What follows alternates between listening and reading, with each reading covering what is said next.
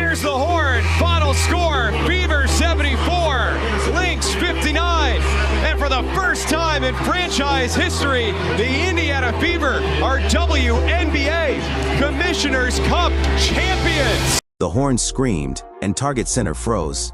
A haze of silver confetti rained on the wrong fan base. Moments earlier, the scoreboard had blinked a final impossible truth: Indiana 74, Minnesota 59. That disparity alone felt like a typo. The defending champs had been unseated by a roster missing its brightest star, its floor general, its safety valve, Caitlin Clark. Photographers dashed across the hardwood, tripping on cables to capture bewildered expressions. Lynx fans standing slack-jawed, Fever players hugging as if they'd just discovered oxygen on Mars. In the middle of the chaos, Clark, tracksuit brace peeking from beneath loose fabric, limped toward the scrum. She didn't play a second, yet gravity bent around her. House lights glinted off the Commissioner's Cup as teammates shoved it into her hands. She raised it overhead, paused for a beat, and let 6 words slice through the din. Everybody in the league is sick. Guys, I just know everybody in the league is sick. They're pissed. 6 syllables, 0 mercy. Within 5 minutes, #SickLeague trended above a pop star breakup. Rival PR reps started rewriting press releases. Vegas odds makers shredded freshly printed futures. Those words would replay on every sports talk loop for the next 48 hours. The WNBA posting about it immediately. That's what we got. Bell! Congratulations, lady! But to grasp their bite, you need the full rewind. 72 hours earlier, the Fever didn't resemble champions. They looked like a sitcom whose cast kept quitting mid-season.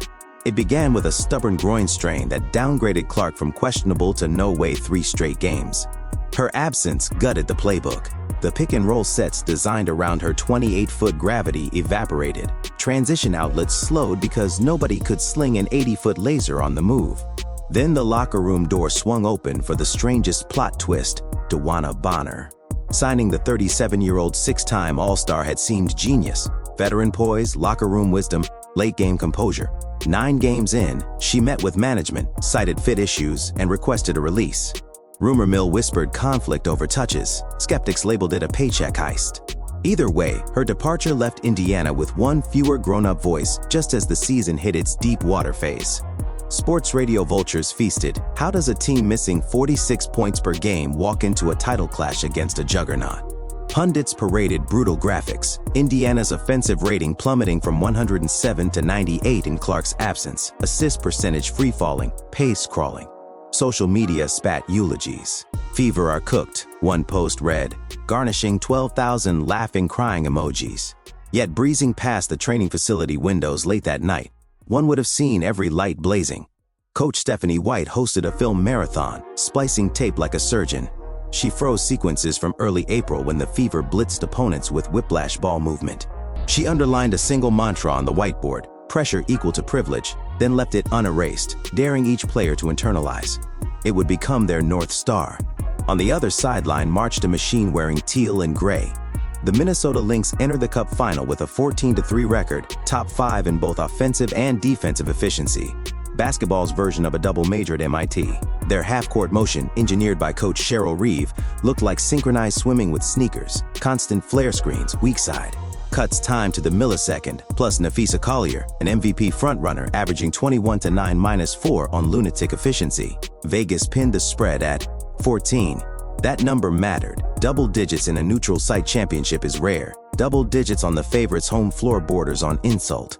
Bookmakers still couldn't generate enough Lynx action to balance the book. ESPN built a pre-packaged highlight reel titled Dynasty Continued, Lynx Repeat, complete with lower third graphics ready for prime time. Target Center sold out by lunch. Vendors printed t-shirts that read back-to-back and hawked them outside Gate 5. One local columnist claimed Indiana's only shot was a power outage. Confidence, like humidity, soaked everything. Yet as tip-off neared, a pressure bubbled. In sports, the bigger the expectation, the harder the crash. Indiana hoped to turn that into nitro fuel. Tape from Indiana's prior 5 games resembled a cautionary lecture on why ball movement matters. White unveiled a new wrinkles, a 1-2-2 soft press morphing into matchup zone, designed to erase Minnesota's early clock rhythm. Reporters seeking a pity narrative found none.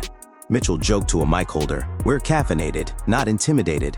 Natasha Howard flexed for a TikTok live, grinning, "Tell your bookie good luck." Internally though, tension tingled. The coaching staff drilled a 3-bullet checklist. Disrupt passing lanes, stunt, recover, give no clean sight lines. Own the paint, gang rebound, or check out a seat on the bench. Run on makes, even after a Lynx layup. Trigger the break, chaos favors dogs. Inside Target Center's visitor tunnel, the first thing Indiana saw was a banner reading "Welcome back-to-back champs."